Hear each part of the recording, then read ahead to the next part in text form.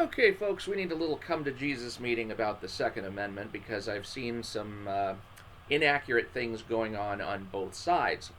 For example, on the left, you have people making the claim that, well, the Second Amendment was never intended to include weapons of war, talking about assault rifles and stuff like that. And then on the right, you have people making claims about what the Second Amendment is for, saying that well, the Second Amendment is there to protect people's right to hunt and their right of individual self-defense or to repel foreign invasions or stuff like that.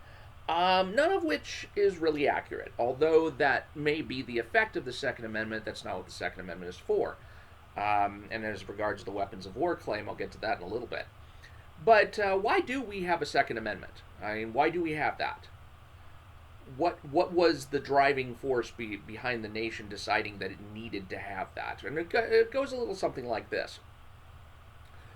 When the Constitution was written, we previously had a different form of government. It was called the Articles of Confederation. And the Articles of Confederation turned out to be an unworkable mess. So they formed a constitutional convention, and their original objective was to amend the Articles of Confederation.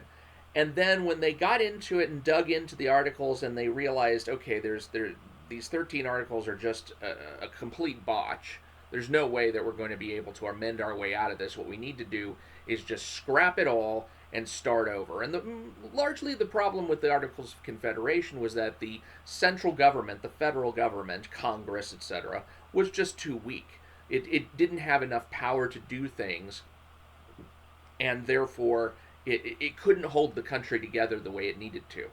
So they threw that out altogether and they formed this constitution. Well, of course, that made the states rather wary about that, because they're like, hey, we didn't send you to draw up a whole new document with a whole new form of government. We just wanted you to amend what we had. So what is it that you've got here? It looks like here you've put together this really strong national government, and we're kind of worried about that. We don't know if this strong national government that you've got going in this Constitution is going to raise an army and then go and just take over the states, and all of a sudden you guys are as bad a tyranny as England ever was. So what guarantees do we have that you're not going to be able to do that? And one of the arguments that the pro-Constitution people gave in the Federalist Papers, and the Federalist Papers were a series of newspaper columns that were written to support the Constitution and to communicate to the people at large what the Constitution was all about. And in the 46th of those Federalist Papers, they made this argument. The argument was, okay, let's say that the Congress does raise an army to take over the states or something. They're gonna impose tyrannical martial law on a state and just bring it under complete subjection. Kind of like England would have if they'd won the revolution. They basically said, well, that's not going to happen, and the reason it's not going to happen is that even if the federal government was able to raise a significant army, it would not be as significant as the whole population of the state, which would be armed. You would have all of these people in the states with guns, who had their guns, whether it was for hunting or self-defense or whatever reasons. They would have these guns, and the state would just be able to call them up as a militia and take care of this federal army. The federal army would be able to make no real contest against that many people, with the whole state being armed.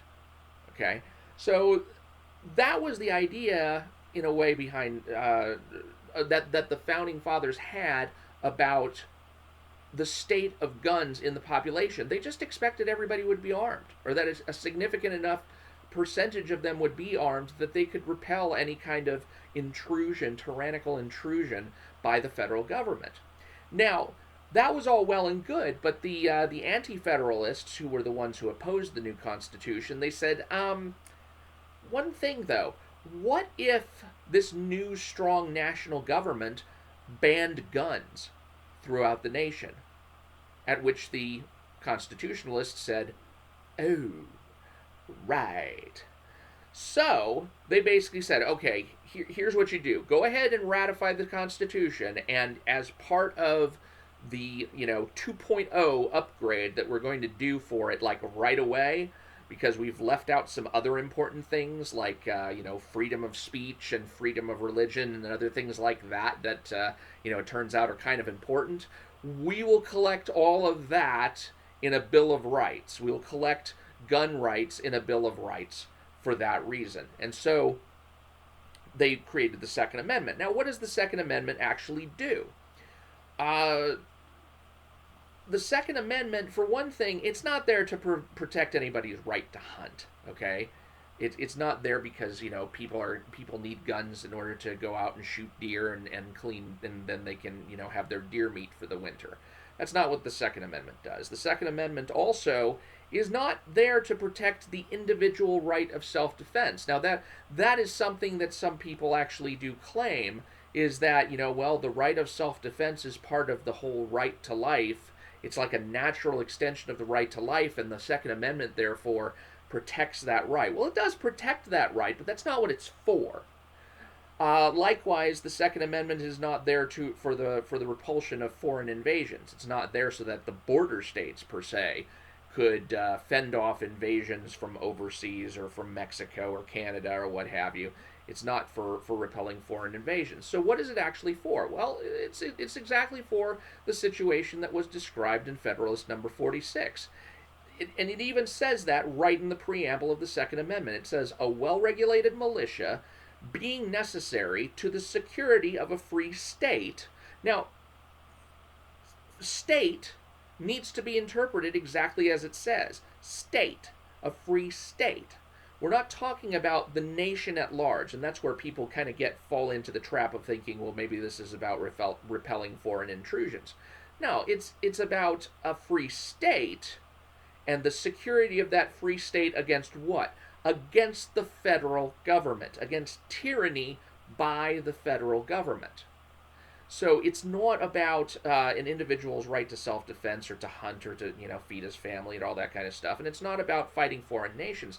The Second Amendment is there so that if a state ever felt like it had to fight the federal government, then its population would be sufficiently armed to do that. Or if the federal government were to come in and say, okay, we're taking over, the state would be able to call up the militia and all of the armed people into the militia and say, yeah, no, you're not. You are not. We got guns. And so this goes back to the question that was posed on the left-hand side of the argument, where they were talking about, well, the Second Amendment doesn't protect weapons of war. It doesn't guarantee the right to weapons of war. Hell yes, it does. Yes, it does. Because the whole point of the Second Amendment is so that the states can go to war with the federal government as need be. And did that ever happen? As a matter of fact, it did. In 1861. 1861 to 1865, the Second Amendment got played to the hilt.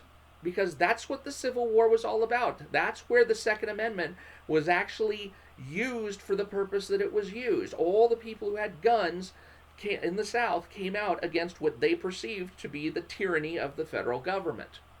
Now, of course, the South was basically looking for the freedom to exercise tyranny of their own over black people, but in the same way, they were engaging in an act of revolution against the federal government in exactly the way that the founding fathers who wrote the Second Amendment intended them to be able to do, because America is founded on the right of revolution.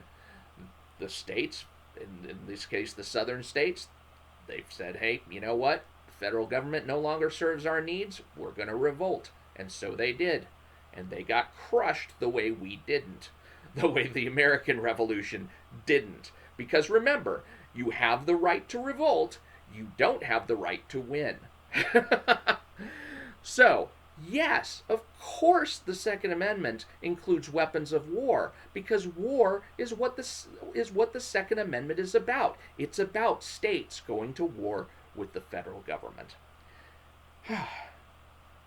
It's kind of a little chilling when you realize the Civil War is the reason the Second Amendment was written, but it's true.